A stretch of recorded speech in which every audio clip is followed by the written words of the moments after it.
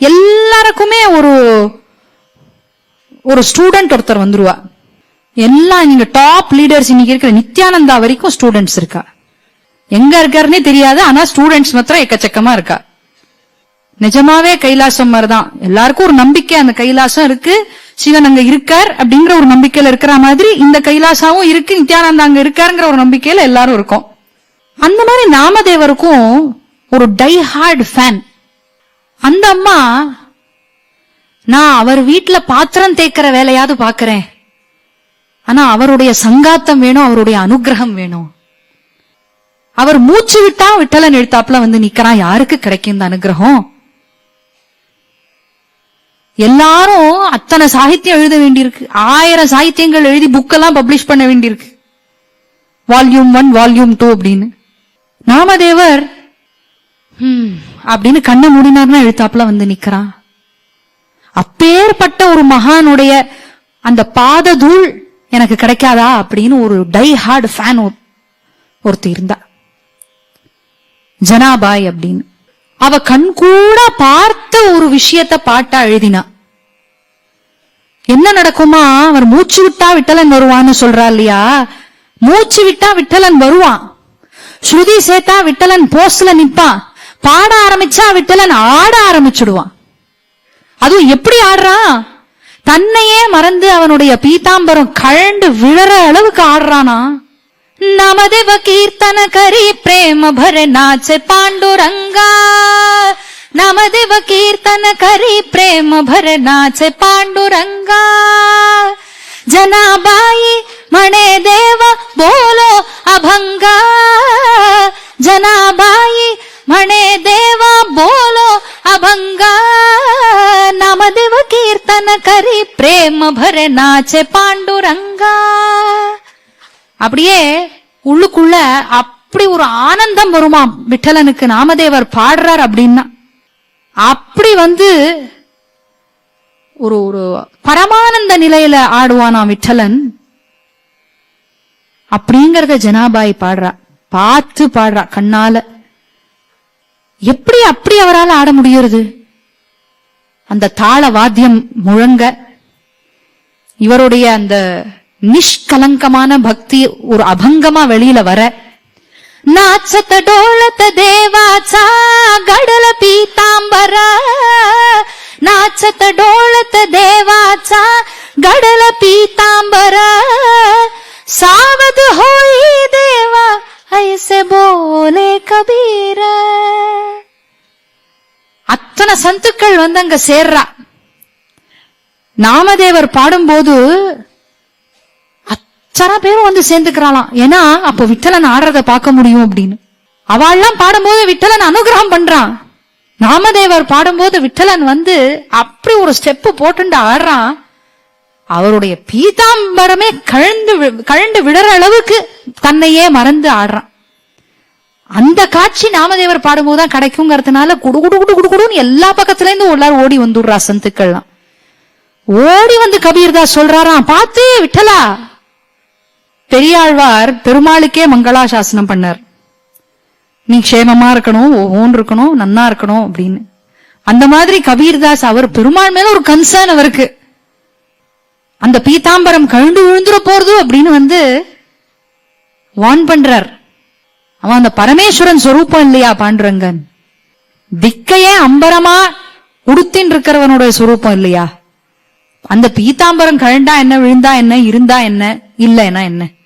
ஆனா மனுஷாலா பிறந்திருக்கிற இந்த சந்துக்களுக்கு அந்த ஒரு சின்ன ஒரு கன்சர்ன் பாண்டுரங்க மேல. இவ்வளவு பண்றான் அவன், நம்மளால இது ஒண்ணு பண்ண முடியாதா அப்படின்னு. அப்பேற்பட்ட சந்துக்கள் ஒன்னா கூடி எல்லாரும் சேர்ந்து பாட, பாண்டுரங்கன் ஆட, அந்த இடம் எப்படி ஜெய ஜெய ஜெய ஜெய ஜெய ஜெயன்னு இருக்கும்னு யோசிச்சு பாருங்க. அதுல கண்ணீர் மல்க ஜனாபாய் இதை எழுதுறா. அப்பேற்பட்ட நாமதேவருடைய ஒரு இத்தனூண்டு ஒரு இம்மி அளவுன்னு கூட சொல்ல முடியாது, அவ்வளவு சிறியவனா அவருடைய சங்காத்தம் எனக்கு கிடைச்சது அவ்வளவு பெரிய அனுகிரகம் அப்படின்னு. அப்பேற்பட்ட ஒரு சந்தனுடைய பாத தூளி நான் தலையில எடுத்து வச்சுக்கிறேன். எனக்கு இந்த ஜென்ம மரணம், இந்த 84 லட்சத்துக்கு அப்புறம் நம்ம மனுஷ ஜென்மம் எடுத்து அதுல எப்படியான தப்பி தவறி சரியா இருந்து நம்மளுக்கு மோட்சம் கிடைக்கிற அந்த ஒரு ஸ்திதி வருது இல்லையா, அதெல்லாம் அந்த ஜனன மரண சைக்கிள் இல்லாம எனக்கு அதுலேந்து விடுபெற்று போகணும்.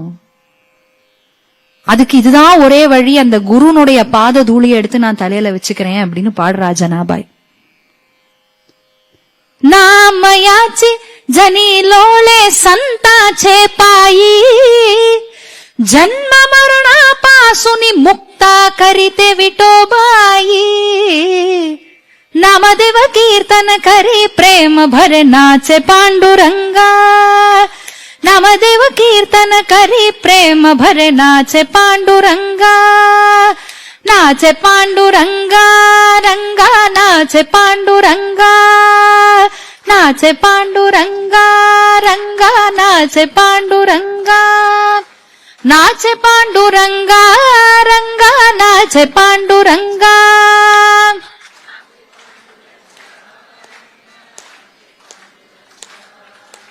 नाचे पांडुरंगा रंगा, नाचे पांडुरंगा.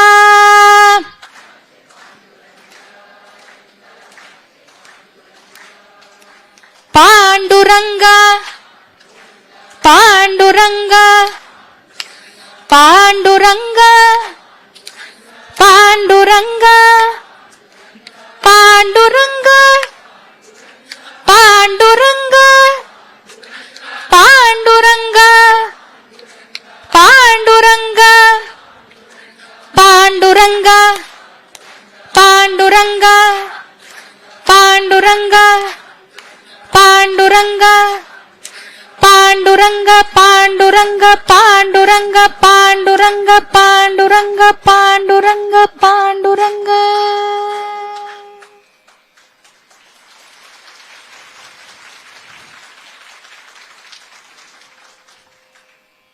நம்ம பாடும்போதே இப்படி இருக்கே, எல்லாரும் சேர்ந்து அந்த மகான்கள்லாம் சேர்ந்து பாடும்போது, அதுவும் அதை லீட் பண்ணிட்டு அந்த நாமதேவர் பாடுறார். அத்தனை ஊர்ல இருந்தும் சந்துக்கள் வரா அவர் பாட்டை கேட்டு. பாண்டரங்க நாடுறாங்க, நான் போறேன் நான் போறேன் நான் போறேன்னு அத்தனை ஊர்ல இருந்தும் வாரக்கறி பண்ணிண்டு அபங்கம் பாடிண்டு ஆடிண்டு எல்லாரும் பண்டரிபுரம் வந்துடுறா. பண்டரிபுரம் வந்து நாமதேவரை பார்த்துட்டு பாண்டுரங்கன் ஆடுறத பார்த்துட்டு போகணும் அப்படின்னு நினைச்சுண்டு வந்தவா எல்லாரும் வியந்து போயிடுறா. வந்துட்டு பண்டரிபுரத்துக்கு வந்துட்டு எப்படி வியந்து போறா, எதனால வியந்து போறா அப்படின்னா, நாமதேவர் அங்க சீன்லயே இல்ல. பாண்டரங்க ஆடின்னு இருக்கான், எல்லா சந்துக்களும் சேர்ந்து பாடுறா, எல்லாரும் ஆடுறா, பாண்டரங்கனும் ஆடின்னு இருக்கா. ஆனா நாமதேவர் கண்ணிலேயே படல. என்னடா அது, இவர் பாட்டுக்கு தானே இவன் இப்படி ஆடுறான் அப்படின்ட்டு வந்தோம், அவர் இங்க இல்லவே இல்லையே, பின்ன யார் எங்க இருந்து பாடுறா, என்ன நடக்கிறது இங்க அப்படின்னு பார்த்தா, நாமதேவர் அவரோட ஆத்துல சின்னதா ஒரு விட்டலன் மூர்த்தி பண்ணி வச்சிருந்தாருன்னு சொன்னேன் இல்லையா, அதுக்கு எழுத்தாப்புல தனியா உட்காந்து ஒண்டியா ஜால்ரா போட்டு பாடின்னு இருக்காராம். இதுல இருந்து என்ன தெரிஞ்சுக்கணும் அப்படின்னா, நம்ம எங்கேயாவது ஒரு இடத்துக்கு போய் நாம சங்கீர்த்தனம் பண்ணாதான் பகவானுக்கு காதுல விழுவும் இல்ல. ஒரு 10 கேமராக்கு முன்னாடிதான் பாடணுங்கிறது இல்ல, ஸ்டேஜ் மேல உட்கார்ந்துதான் நாம சங்கீர்த்தனம் பண்ணணுங்கிறது இல்ல, ஸ்ருதி பாக்ஸ் வச்சுண்டு ஜால்ரா சிப்லா கட்டையெல்லாம் வச்சுண்டுதான் பகவான பாடணுங்கிறது இல்ல. ஏதோ ஒரு மொழியில சாகித்யங்கள் இருந்தாதான் பகவான பாட முடியுங்கிறது இல்ல. நம்மளுடைய ஆத்துல யாருக்குமே கண்ணுல தெரியாம ஏதோ ஒரு மூலையில உட்கார்ந்துண்டு யாருக்கும் காதுல விழாம நம்மளுக்கு மாத்திரம் காதுல விழற மாதிரி விட்டல விட்டல விட்டல விட்டல விட்டல விட்டல விட்டல விட்டலன்னு சொன்னாலே போதும். இங்க நம்ம அத்தனூண்டு விட்டல விட்டலன்னு அந்த ஒரு வால்யூம்ல சொன்னா கூட பகவான் அங்க அப்படி கோலாகலமா ஆடின்னு இருப்பானா. நம்ம கிட்டே இருந்து எதிர்பார்ப்பு பகவானுக்கு இவ்வளவுதான். அவ்வளவு எதிர்பார்ப்புகளோட நம்ம தான் பிறந்து வந்திருக்கோம் பாவம். பகவானுக்கு ஒரு விதமான எதிர்பார்ப்பும் இல்ல. அவன் வேலையெல்லாம் முடிச்சுட்டு வந்து வரட்டும்னு வீட்டு வாசல்ல வெயிட் பண்ணிட்டு இருந்தவர் தானே. எவ்வளவு நேரம் ஆனாலும் பரவாயில்லன்னு கொற்ற மழையில இடுப்புல கைய வச்சுண்டு பாவம் பின்னாடி பேக் பெயின் எல்லாம் வந்துருத்து. செங்கல் மேல வேற நின்று இருக்கோமே, நல்லா ஜம்முன்னு ஒரு 10 சென்டிமீட்டர்ஸ் 12 சென்டிமீட்டர்ஸ் மழை பெஞ்சிருக்கு. ரொம்ப நேரம் தண்ணியில நின்னா காலெல்லாம் ஊறி போயிடும். அதனால ஒரு செங்கலை வச்சுட்டு அதுக்கு மேல நிக்கிறான். எவ்வளவு நேரம் செங்கல் மேல நிக்கிறது? சௌரியமா இப்படி இந்த கால்ல கொஞ்ச நேரம் அந்த கால்ல கொஞ்ச நேரம் வெயிட்ட பேலன்ஸ் பண்ணிலாம் நிக்க முடியாது. செங்கல்னா 2 கால்லயும் சமமா வெயிட் பேலன்ஸ் பண்ணி நிக்கணும் ஒரே போஸ்டர்ல. அவனை கூட நினைக்காம அப்பா அம்மாக்கு சேவை பண்ணின பக்தனுக்காக ஒரு விட்டலன் இவ்வளவு நேரம் நிக்கிறான்னா, நம்ம விட்டலன் நாமமே சொல்லி அவனே நினைப்பா இருக்கும் போது நம்ம கூடவே இருப்பான். அவன் எங்கேருந்தும் வர வேண்டாம். இப்பேற்பட்ட ஒரு தத்துவத்தை அத்தனை சந்துக்களுக்கும் இன்னைக்கு நாமதேவர் எடுத்து காமிச்சாராம். ஆத்துல உட்காண்டு அவர்கிட்ட இருந்த அந்த விட்டலனுக்கு கேஷி ராஜா அப்படின்னு பேர் வச்சாராம். கேஷி ராஜா ஆதி சகலா அநாதி கேஷி ராஜா ஆதி சகலா. நீனே எல்லாம், ஆதியும் நீயே அநாதியும் நீயே, அநாதிக்கு ஆதியானவனும் நீயே அப்படின்னு ரொம்ப மெதுவா அவர் ஆத்துல உட்காந்து பாடின்னு இருக்கிறத பார்த்துட்டு அத்தனை சந்துக்களும் அவர் கால்ல சாஷ்டாங்கமா விழுந்து நமஸ்காரம் பண்ணி, இப்பேற்பட்ட ஒரு சந்து கிட்டேந்து எவ்வளவு கத்துக்க வேண்டியது இருக்கு. அவர் அப்படி உட்காந்து பாடின்னு இருக்கார். தூஹி கிருபா நிதி நாராயணா, தூஹி கிருபா நிதி நாராயணா, கேஷி ராஜா ஆதி சகலா. திடுதிப்புன்னு உள்ளுக்குள்ள ஒரு சங்கடம் வருது நாமதேவருக்கு. என்னமோ ஒரு சங்கடம். என்னது, விட்டலன் நாம பாடின்னு இருக்கோம், ஏன் இப்படி ஒரு டிஸ்டர்பன்ஸ் அப்படின்னா விஷயம் வருது. ஆலந்தியில ஞானேஸ்வர் மகாராஜ் சமாதியில உட்காண்டிருக்காரு அப்படின்னு. இச்சா சமாதி. ஞானேஸ்வர் மகாராஜ் தானே போய் சமாதியில உட்கார்ந்து அப்படியே பகவானோட சேர்ந்தவர். என்ன இருந்தாலும் ஒரு குருவை காமிச்சு கொடுத்தவர் ஞானேஸ்வர் மகாராஜ் இல்லையா? அதனால ஒரு குரு ஸ்தானத்துல இருந்தவர். விட்டலனை அங்கேயே அப்படியே விட்டுட்டு ஓடுறார் ஆலந்திக்கு, ஞானேஸ்வர் மகாராஜ பத்தி பாட, அவர் காலில் விழறதுக்கு. ஏன்னா அந்த ஞானேஸ்வர் மகாராஜ் வேற யாரும் இல்ல, அந்த கிருஷ்ணனோட அம்சம்தான். குருனுடைய முக்கியத்துவத்தை லோகத்துக்கு தெரிவிக்கிறதுக்காக பகவத்கீதையில கிருஷ்ணன் சொல்லி இருக்கிறத நம்மளுக்கு புரியற மாதிரி சிம்பிளிஃபை பண்ணி சொல்லி கொடுக்கறதுக்காக கிருஷ்ணனே அவதாரம் எடுத்து வந்த ஒரு சந்த் ஞானேஸ்வர் மகாராஜ். அவர் போய் அவர் அந்த சமாதி கிட்ட அப்படியே சாஷ்டாங்க நமஸ்காரம் பண்றார். அவருக்கு அத்தனை நாள் தெரியாது அந்த விட்டலனும் அந்த ஞானேஸ்வர் மகாராஜும் ஒண்ணுதாங்கிறது. அன்னைக்கும் அவருக்கு அந்த ஞானம் பிறக்கிறது. அந்த குருவும் அந்த தெய்வமும் ஒண்ணுதான். அந்த குருவா அந்த தெய்வமே தனக்கே வழி காமிச்சு அந்த சிஷ்யனை அழிச்சுட்டு போறார் அப்படிங்கிற அந்த ஒரு மகா ஞானம், பரம ஞானம் அன்னைக்கு அவருக்கு கண்ணை திறந்து நாமதேவர் அன்னிலிருந்து மாதா பிதா குரு தெய்வம் எல்லாம் ஒண்ணுதான். குரு மாதா குரு பிதா குரு அமுச்சி குல தேவதா, குரு அமுச்சி குல தேவதா, குரு மாதா குரு பிதா. மாதா பிதா குரு தெய்வம்னு நம்ம 4 வகையா அதை சொல்றோம். ஆனா இது எல்லாமே நம்மளுக்கு குருதான். மாதாவும் குருதான், பிதாவும் குருதான், குருவா வர்றவரும் குருதான், தெய்வமும் குருதான் அப்படிங்கிற அந்த ஒரு பரம ஞானத்தை அன்னைக்கு நாமதேவர் ரியலைஸ் பண்ணி நம்ம எல்லாருக்கும் லோக கல்யாணத்துக்காக அதை எடுத்து சொல்லி எவ்வளவுக்கு எவ்வளவு முடியுமோ நம்ம எதுக்காக இந்த அபங்கங்கள் எல்லாம் திருப்பி பாடுறோம்? பங்கம் இல்லாத பக்தி பண்றதுக்கு தான் அபங்கம் பாடுறோம். அதுல ஒரு பிரேக்கே இருக்கக்கூடாது. ஒரு டிஸ்டர்பன்ஸே இருக்கக்கூடாது, பக்தியில சந்தேகமே இருக்கக்கூடாது, பாஸே இருக்கக்கூடாது. தைல தாராவத்து பக்தி அப்படின்னு சொல்லியிருக்கா. இந்த எண்ணெயை இப்படி விடும்போது, தண்ணி இல்ல, தண்ணி டிராப்பா விடும், எண்ணெயை விடும்போது எப்படி அது அப்படியே ஒரே சீரா விடுறதோ அந்த மாதிரி பக்தி பண்ணணுமா, அதுதான் அபங்கம் அப்படின்னு சொல்லியிருக்கா.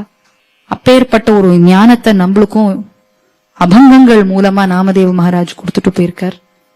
அவருடைய சந்ததி இன்னைக்கும் அவர் எழுதின அபங்கங்கள், அவருடைய சிஷ்யால் எழுதின அபங்கங்கள் எல்லாத்தையும் பாடி நாம பிரச்சாரம் பண்ணிண்டு எல்லா பக்கமும் நாமதேவருடைய சரித்திரத்தை எல்லாருக்கும் எடுத்து சொல்லிண்டு அந்த ஒரு நம்பிக்கையோட, பாரதியார் 120 வருஷத்துக்கு முன்னாடி எந்த நம்பிக்கையோட பாடினாரோ அதே நம்பிக்கையோட தான் இன்னைக்கும் நம்ம அபங்கங்கள் பாடுறோம். இதுல இருந்து நம்ம எல்லாருக்கும் ஞானம் வந்துடாதா வராதா அப்படிங்கிற அந்த நம்பிக்கையோட இன்னைக்கும் சந்துக்களையும் சரி பகவானையும் சரி பிரார்த்தனை பண்ணிண்டு அந்த அபங்கத்தை பாடிண்டே இருப்போம், பகவான் நாமாவை பாடிண்டே இருப்போம். உங்க ஆத்துல இருக்கிற குழந்தைகள் மெயினா முக்கியமா அடுத்தடுத்து வர்ற ஜெனரேஷனுக்கு தான் இதெல்லாம் புரியணும். ஏன்னா நம்மளுக்கு புரிஞ்சாலும் புரியலனாலும் ஒரு பிரயோஜனமும் இல்லை. இதுக்கப்புறம் அவளுக்கு புரியறது ரொம்ப முக்கியம். அதனால அந்த எஃபர்ட்டை நம்ம எடுத்து அவளுக்கு இதெல்லாத்தையும் எடுத்து சொல்லி அதை ஈஸியா புரியற மாதிரி ஈஸியான நாமாவளி எல்லாம் பாடி அவளும் கூட பாடுற மாதிரி எல்லாரையும் நாம சங்கீர்த்தனம் பண்ண வைங்கோ. ஒரு மூலையில உட்காந்து ஜாலரா வச்சுட்டு பாடினா போறோங்கிறத இன்னைக்கு நம்ம நாமதேவர்கிட்ட இருந்து கத்துன்னு இருக்கோம். அதனால எல்லாரும் முடிஞ்ச வரைக்கும் அதை பண்ணுங்கோ அப்படின்னு கேட்டுண்டு நான் இன்னைக்கு நிறைவு பண்ணிக்கிறேன்.